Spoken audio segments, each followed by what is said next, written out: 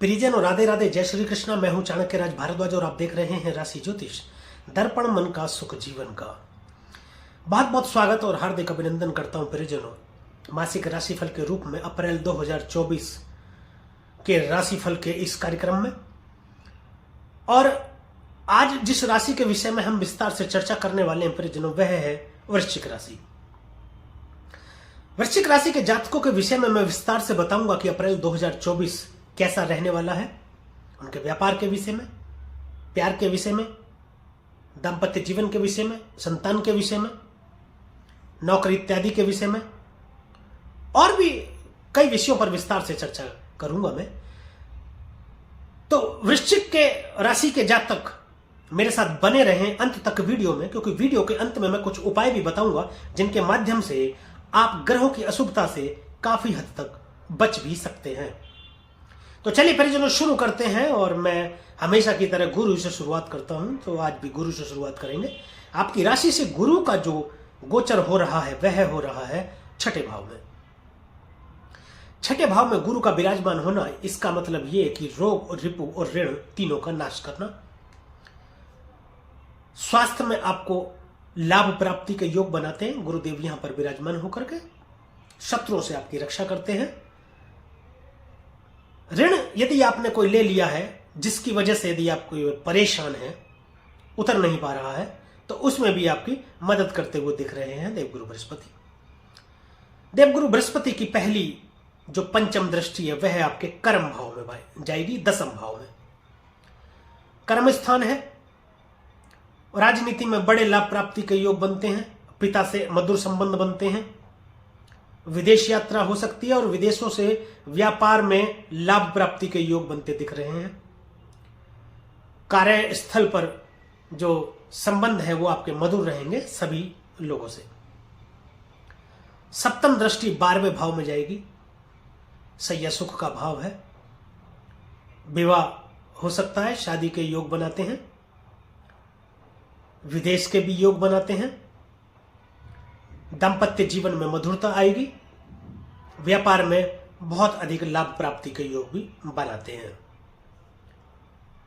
नवम दृष्टि द्वितीय भाव में जाएगी, जहां इनकी खुद की राशि बनी, अपनी ही राशि को देख रहे हैं। वाणी सौम्य रहेगी। निवेश में फायदा हो सकता है। कुटुंब में बढ़ोतरी हो सकती है। विवाह के योग बनाते हैं। संतान प्राप्ति के योग बनते हैं। निवेश करने का यदि कहीं सोच रहे हैं आप, बैंक इत्यादि में या कहीं भी, तो उसमें लाभ होता दिख रहा है, आप निवेश कर सकते हैं।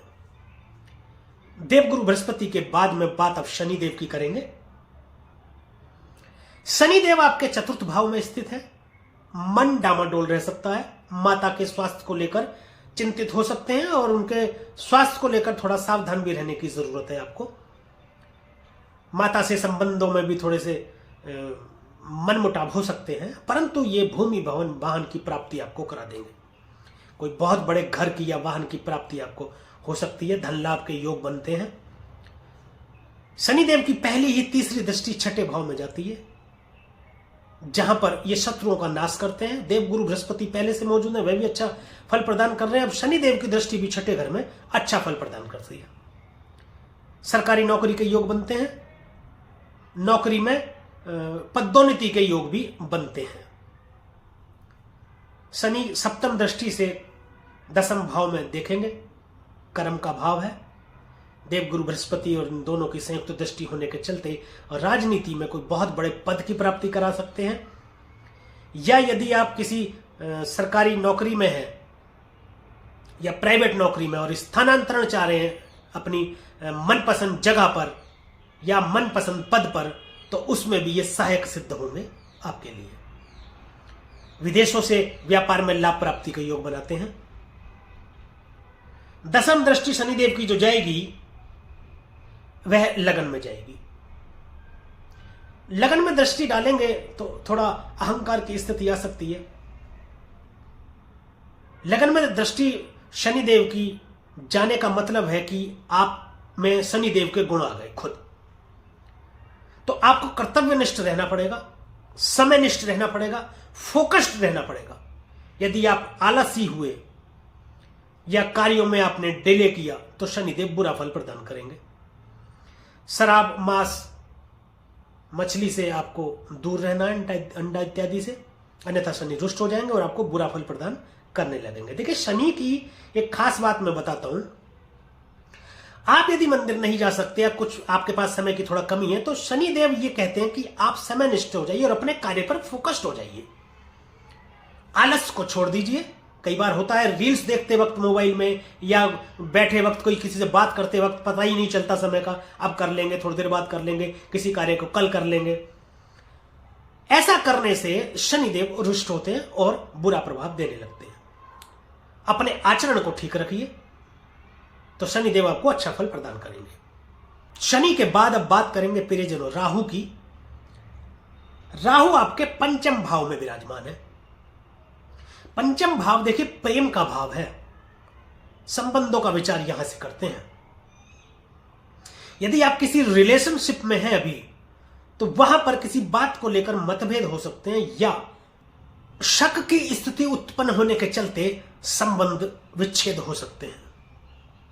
सावधान रहने की जरूरत है। गर्भवती महिलाएं विशेष रूप से सावधान रहें, गर्भपात की स्थिति भी बन सकती है, परंतु ये राजनीति में कोई बहुत बड़े पद की प्राप्ति करा सकते हैं।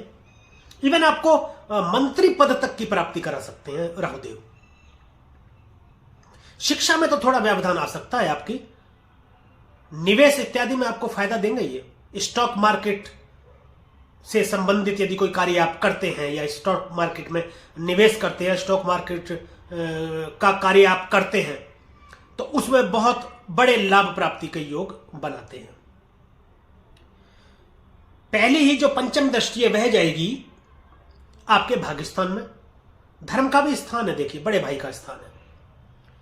बड़े भाई बहनों से थोड़े संबंध खराब हो सकते हैं, धर्म से विमुखता आ सकती है। भाग्य में तो आपके ये बढ़ोतरी करेंगे, आपके भाग्य की बदौलत आप निवेश इत्यादि में आपको फायदा पहुंचाएंगे, परंतु बड़े भाई बहनों से संबंध खराब हो सकते हैं आपके, और धर्म से विमुखता आ सकती है। आपको सलाह दी जाती है कि आप धर्म के रास्ते पर चलते रहें। धार्मिक स्थानों पर जाकर यदि वहां पर माथा टेकते रहेंगे तो राहु आपको अच्छा फल प्रदान करेंगे। सप्तम दृष्टि से लाभ भाव को देखेंगे, लाभ प्राप्ति के योग बनाते हैं। विदेशों से व्यापार में अप्रत्याशित लाभ प्राप्ति के योग बनाते हैं। समाज में मान प्रतिष्ठा को भी बढ़ाते हैं। देखिए, राहु जब भी करते हैं बहुत बड़ा करते हैं। लाभ प्राप्ति भी कराएंगे तो बहुत बड़ी लाभ प्राप्ति कराएंगे। इच्छा पूर्ति का भाव है। कोई इच्छा पूर्ति है तो इच्छा अगर यदि कोई आप रखते हैं तो वह इच्छा भी आपकी पूरी हो सकती है। प्रेम विवाह के भी योग बनते हैं। यदि आप चाहते हैं प्रेम विवाह करना तो वह भी हो सकता है। नवम दृष्टि जो राहु की जाएगी वह लगन में जाएगी। लगन में शनि देव और राहु की दोनों की दृष्टि है। जैसा शनि प्रभाव देंगे राहु भी वैसा ही प्रभाव देंगे। शनि और राहु आपस में मित्र कहे जाते हैं। लाल किताब के अनुसार कहा जाता है कि राहु शनि के इशारे पर कार्य करता है। तो जैसा शनि फल प्रदान करेगा वैसा ही राहु भी करेगा, परंतु लगन में राहु के दृष्टि डालने से आपको निर्णय लेने में थोड़ी सी कठिनाई हो सकती है या आपके निर्णय गलत हो सकते हैं। आप कंफ्यूज भी हो सकते हैं। आपको लगेगा मैं ये कार्य भी कर लूं, ये कार्य भी कर लूं, वो कार्य भी कर लूं, सारे कार्य कर लूं, या आपको लगेगा जो कार्य कर रहा हूं उसमें ज्यादा अच्छा नहीं है, मैं दूसरा कार्य कर लूं। आपको लगेगा कि ये मैंने जो निर्णय लिया था ये काम करने का, वह काम अच्छा नहीं हो रहा है, मैं अब दूसरा कार्य कर लूं। इस तरीके से थोड़ी कंफ्यूजन की स्थिति आपके अंदर रहेगी। तो सावधान यदि रहेंगे तो इससे भी आप बच सकते हैं। देखिए, ज्योतिष क्या है? संभावना है और सावधानी। संभावना और सावधानी यदि आपको पता चले तो सावधानी रख करके इनकी अशुभता से काफी हद तक बचा भी जा सकता है। अब बात कर लेते हैं केतु की।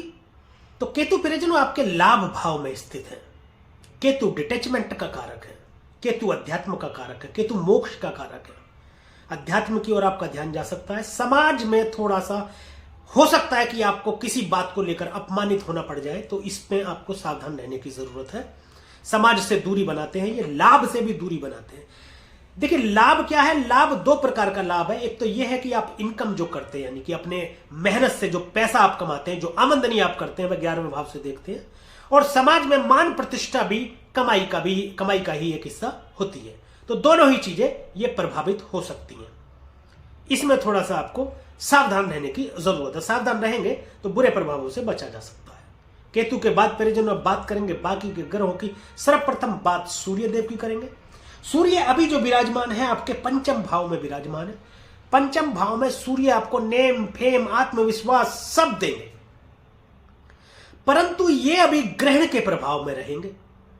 तो ग्रहण के प्रभाव में रहते इनके जो शुभ फल हैं उनमें कमी आएगी। सरकारी कार्यों में बाधा उत्पन्न होगी। संतान से थोड़े संबंध आपके खराब हो सकते हैं। प्रेम संबंधों में भी थोड़ी सी कटुता आ सकती है 13 तारीख तक। 13 तारीख के बाद में सूर्य देव गोचर कर जाएंगे छठे भाव में। छठे भाव में जब सूर्य देव जाएंगे तो आपको रोग, रिपु, ऋण से तो सहायता करेंगे ही करेंगे और बाकी कार्यों में भी आपको सफलता देंगे। 12वें भाव में देखेंगे तो विदेश यात्रा कराएंगे, विदेशों से आपको लाभ देंगे। सरकारी कार्यों में आपको लाभ प्राप्ति के योग बनाएंगे। सूर्य के बाद परिजनों बात करेंगे बुध की, जो कि पंचम भाव में स्थित है। बुध नीच के भी हो रहे हैं, बुध वक्री भी हो रहे हैं, फिर अस्त भी हो रहे हैं, तो थोड़ा सा बुरा फल प्रदान करेंगे। राहु के साथ रहते हुए वाणी में दोष उत्पन्न होगा। वाणी पर ध्यान देने की जरूरत है, अत्यधिक ध्यान देने की जरूरत है। बुध की बात करें तो लाभ भाव के स्वामी बनकर के पंचम भाव में बैठे, परंतु वक्री हैं, तो थोड़ा सा लाभ में कमी देखने को आपको मिल सकती है। और अष्टम भाव के भी स्वामी बने, तो स्वास्थ्य के विषय में थोड़ा सा आपको ध्यान देने की जरूरत है। आपके जो यदि आप पुरुष हैं तो आपकी पत्नी, यदि आप महिला हैं तो आपके पति के स्वास्थ्य में थोड़ा सा सावधान रहने की आपको जरूरत है।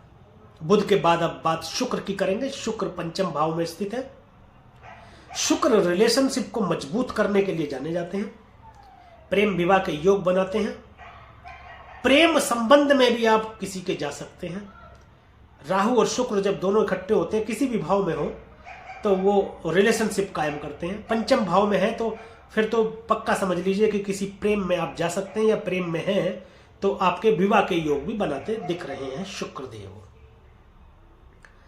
शुक्र के बाद अब बात मंगल की करेंगे, जो कि आपके चतुर्थ भाव में स्थित है।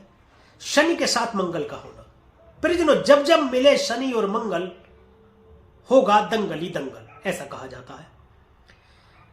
चतुर्थ भाव में मंगल का होना अच्छा माना जाता है।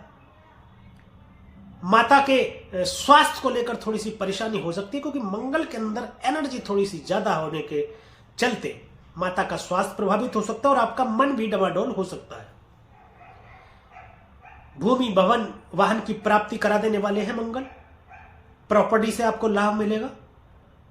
सप्तम भाव में देखेंगे तो आपको व्यापार से भी लाभ मिलेगा और सरकारी नौकरी के भी योग बनाते हैं। यदि आप कोई परीक्षा दे चुके हैं सरकारी नौकरी के लिए या देने वाले हैं, तो बहुत अधिक संभावना है कि उसका जो परिणाम है वह आपके पक्ष में आए। मंगल की पहली चतुर्थ दृष्टि सप्तम भाव में जाती है आपके। दांपत्य जीवन में थोड़ा सा गुस्से की अधिकता को लेकर मतभेद हो सकते हैं, परंतु व्यापार में ये बहुत बड़े लाभ प्राप्ति के योग बनाते दिख रहे हैं। अष्टम दृष्टि इनके लाभ भाव में जाने के कारण लाभ प्राप्ति के योग बनाते हैं। चतुर्थ भाव संपूर्ण सुख के लिए जाना जाता है, तो चतुर्थ भाव में बैठकर अष्टम दृष्टि यदि लाभ भाव में डाल रहे हैं तो ये समझ लीजिए कि आपके संपूर्ण सुखों का लाभ आपको प्राप्त होगा। तो प्रियजनों, ये था अप्रैल 2024 का राशिफल वृश्चिक राशि के जातकों के लिए। अब बात कुछ उपाय की कर लेते हैं। आपकी राशि के स्वामी मंगल देव हैं। हनुमान चालीसा का पाठ करें। प्रत्येक मंगलवार हनुमान जी के मंदिर जाएं और वहां पर हनुमान जी को चोला चढ़ाएं और प्रसाद भी चढ़ाएं। प्रियजन, उस प्रसाद को खुद भी ग्रहण करना है और वहां पर जो लोग होते हैं उनमें भी उस प्रसाद का वितरण करना है, और उस प्रसाद को फिर घर लेकर के आए और घर के सदस्यों में भी उस प्रसाद को वितरित करें। सूर्य देव को प्रत्येक दिन जल अर्पित करें। सूर्योदय के 1 घंटे के भीतर भीतर ये करना है आपको, तो सभी ग्रह आपको उत्तम फल देते रहेंगे। तो परिजनों, ये वीडियो यदि आपको अच्छी लगी हो, दी गई जानकारी से यदि आप संतुष्ट हो, तो कृपया वीडियो को लाइक करें, शेयर करें और कमेंट करके हमें जरूर बताएं कि हमारे द्वारा फलित गोचर आप पर कितना प्रभावी है। तथा YouTube चैनल को सब्सक्राइब करें तथा बेल आइकन बटन दबाना बिल्कुल भी ना भूलें, ताकि इसी प्रकार की और भी महत्वपूर्ण जानकारियां आप तक समय पर पहुंचती रहें। तो परिजनों, मुझे दीजिए आज्ञा, मिलेंगे अगली वीडियो में एक और राशि के विषय में चर्चा करेंगे अप्रैल 2024 के राशिफल की। तब तक के लिए परिजनों, राधे राधे, जय श्री कृष्ण। और आप देखते रहिए राशि ज्योतिष, दर्पण मन का, सुख जीवन का।